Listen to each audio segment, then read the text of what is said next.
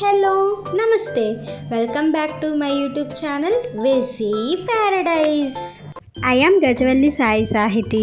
Today let's explore to Southeast Asia and make banana pancakes. Malaysia, Thailand, Cambodia and Vietnam famous అయిన ఈ banana pancakes ఎలా చేసుకోవాలో చూద్దాం రండి. జనరల్లీ ప్యాన్కేక్స్ ఫ్లఫీగా ప్రిపేర్ చేసుకోవడానికి చాలా కష్టపడిపోతుంటారు.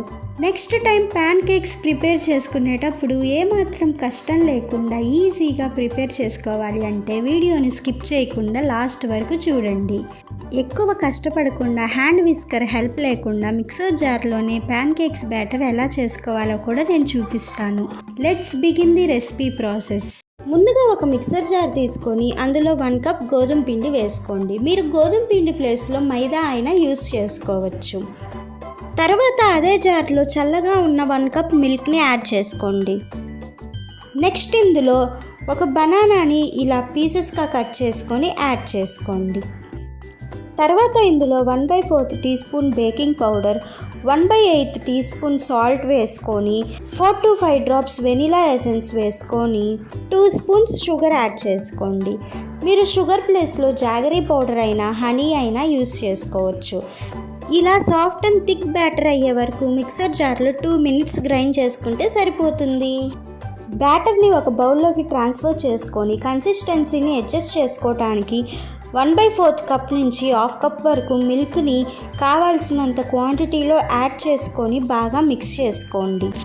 బ్యాటర్ చూడటానికి ఈ విధంగా ఉండాలి. మిల్క్ యాడ్ చేసుకున్న తర్వాత బ్యాటర్ని మరీ ఎక్కువ టైం మిక్స్ చేయకండి. ఇలా చేయడం వల్ల ప్యాన్ కేక్స్ ఫ్లఫీగా రావు. ఇలా రెడీ చేసుకున్న బ్యాటర్ని 10 minutes వదిలేయండి. తర్వాత స్టవ్ మీద ఒక ప్యాన్ పెట్టుకొని హీట్ అయిన తర్వాత 1 టేబుల్ స్పూన్ బటర్ వేసుకొని ప్యాన్ మొత్తం స్ప్రెడ్ చేసుకోండి. ఇప్పుడు ఇక్కడ చూపిస్తున్న విధంగా బ్యాటర్ని ప్యాన్ మీద ఇలా స్ప్రెడ్ చేసుకోండి. స్పూన్తో ఏమాత్రం కదిలించకండి. ఒకే ప్లేస్లో వేయాలి, దానంతటికి అదే స్ప్రెడ్ అవ్వాలి. మూత పెట్టి లో టు మీడియం ఫ్లేమ్ మీద 3 to 5 minutes కుక్ అవ్వనివ్వండి. ప్యాన్ కేక్ మీద బబుల్స్ రావటం స్టార్ట్ అవుతుంది. ఈ టైంలో సెకండ్ సైడ్కి టర్న్ చేసి మీడియం ఫ్లేమ్ మీద 2 to 3 minutes కుక్ చేయండి. ఇప్పుడు మళ్ళీ ఫస్ట్ సైడ్కి టర్న్ చేసి మరొక 30 seconds మీడియం ఫ్లేమ్ మీద వదిలేయండి.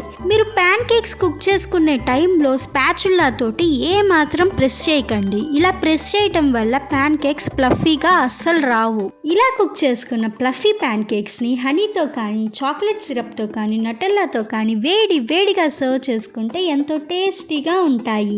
వన్ మోర్ టిప్ ఏంటో తెలుసా? మీకు పాసిబిలిటీ ఉంటే నాన్ స్టిక్ ప్యాన్ కానీ ఐరన్ ప్యాన్ కానీ యూస్ చేయండి. ఈ ప్యాన్స్ హీట్ని ఈక్వల్గా డిస్ట్రిబ్యూట్ చేస్తుంది. దీనివల్ల ప్యాన్ కేక్స్ చాలా ఫ్లఫీగా వస్తాయి.